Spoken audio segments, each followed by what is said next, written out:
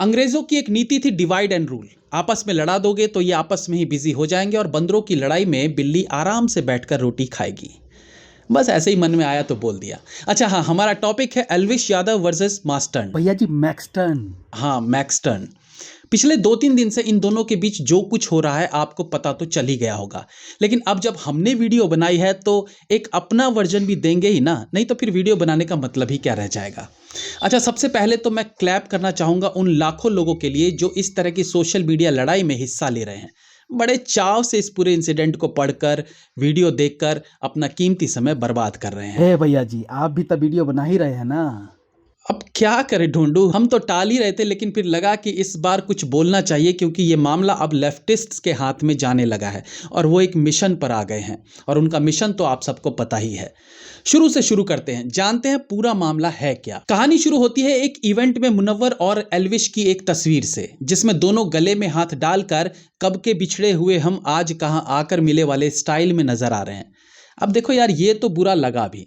जिस बात को आधार बनाकर आज आप सोशल मीडिया इन्फ्लुएंसर बने हुए हो, बिग बॉस में जा पाए हो, आज इस इवेंट में आ पाए हो और ऊंचाई पर पहुंचकर उसी सीढ़ी को तोड़ दो जिस पर चढ़ कर आप वहां पहुंचे हो, तो ये गलत तो है ही। मेरे एक मित्र ने बताया था कि एक बार जब वो एक शादी में गया था तो वहां पर 2 बड़े दिग्गज नेता भी आए हुए थे। दोनों बैठकर कुछ ड्रिंक्स ले रहे थे।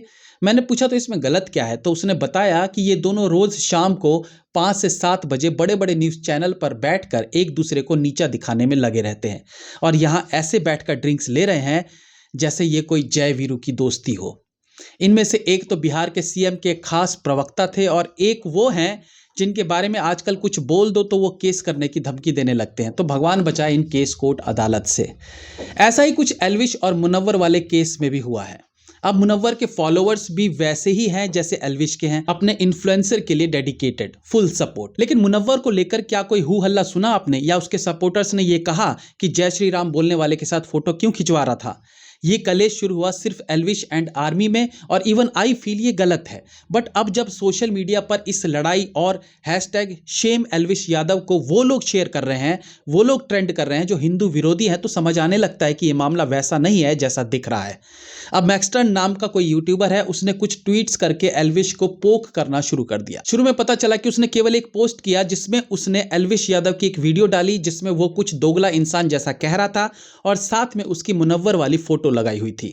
इस ट्वीट के बाद एल्विश का रिप्लाई आया, बात बढ़ती चली गई। एल्विश ने मैक्सटर्न यूट्यूबर को बुलाया और फिर उसके साथ हाथापाई हुई। ऑफ कोर्स गलत तो था, जिसे कहीं से भी जस्टिफाई नहीं किया जा सकता। अब बात यह है कि हर घटना के 2 पहलू होते हैं। अभी तक मैक्सटर्न का पहलू हम सुनते देखते आ रहे हैं जहां वो विक्टिम है। अब जिसने मार खाई हो वो तो विक्टिम होगा ही ना। बट अगर हम मैक्सटर्न के पुराने ट्वीट्स देखें तो एक जगह उन्होंने एक ट्वीट का जवाब देते हुए लिखा कि किसी ट्रेंडिंग फेमस बंदे को गाली दे तो आपका काम बन जाएगा। मतलब ट्विटर पर 5 मिलियन इंप्रेशंस आ जाएंगे अगर आप किसी बड़े इन्फ्लुएंसर को गाली दो। तो ये एक मौका था फेमस होने का। बट मेरा कंसर्न अभी भी वही है कि इन बंदरों की लड़ाई में बिल्ली का मकसद क्या है? ऑफकोर्स किनारे बैठकर उन दोनों को लड़ते देखना। बार बार अगर आपको कोई पोक करे, टोंट कसे, तो एक समय पर आकर इंसान अपना आपा खो सकता है। और एल्विश तो फिर भी जाट बुद्धि ठहरा, कितना बर्दाश्त करेगा। तो ये हाथापाई हो गई। हालांकि मैक्सटर्न ने एल्विश के साथ फोन वाली बातचीत से लेकर पिटाई किए जाने तक हर चीज की बकायदा वीडियो बनाई और फोन पे बात करने वाले वीडियो में ऑफ कोर्स मैक्सटर्न कोई बैकफुट पे नहीं था, वो भी तरीके से बात कर रहा था जैसे वो खुद चाहता था कि एल्विश उससे मिले।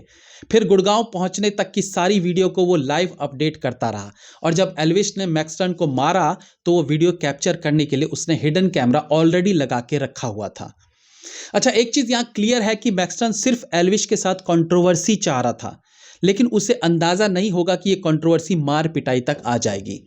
एल्विश का मुनव्वर से मिलना मुझे गलत लगता है, एल्विश का मैक्सटर्न को पीटना गलत लगता है। बट जिस तरीके से इस मुद्दे को लेफ्टिस्ट वामपंथी सोशल मीडिया पर उठा रहे हैं, एल्विश को लेकर अपने बाप ध्रुव राठी की चाट रहे हैं, वो ये सोचने पर मजबूर कर रहा है कि इस लड़ाई की आड़ में वो टारगेट किसे कर रहे हैं। गलती मैक्सटर्न की इतनी है कि वो छोटी पॉपुलैरिटी चाह रहा था जो अब बड़ी बन गई है और अब क्योंकि वो विक्टिम है तो सोच रहा है कि जब ओखली में सर दे ही दिया है तो फिर अब मुसल से क्या डरना, और लोगों की सिंपैथी भी उसे मिल रही है, तो अब वो एक स्ट्रॉन्ग कंटेस्टेंट बन चुका है। हमें, आपको या बहुत से लोगों को इसमें एल्विश की सारी गलती लग रही है, जिसका कारण है उसी सोशल मीडिया पर एल्विश की पिछले कुछ दिनों दोनों में बनी नेगेटिव छवि, जिस सोशल मीडिया ने उसे स्टार बनाया था। इस नेगेटिव छवि के कारण मामले की गहराई को समझे बिना सब मैक्सटन के सपोर्ट में उतर आए हैं और दरअसल वो मैक्सटन का सपोर्ट नहीं कर रहे हैं, वो एल्विश का विरोध कर रहे हैं और इसके लिए मैक्सटन को सपोर्ट करना जरूरी रहता है।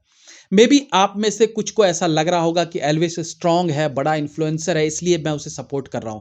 बट फैक्ट ये है कि मैंने एल्विश के खिलाफ तब वीडियो बनाई थी जब वो अपने पीक पर था, जब कोई उसके खिलाफ एक वर्ड नहीं बोल सकता था। तब मैंने उसके बिग बॉस में जाने को लेकर विरोध में वीडियो बनाया था और उस वीडियो पे अच्छा खासा हेट मिला भी था मुझे। लेकिन यह मामला अलग है, एल्विश की गलती है, लेकिन इस मामले को अब अलग तरीके से अलग तरह के लोगों द्वारा तूल दिया जा रहा है, जो नहीं होना चाहिए था।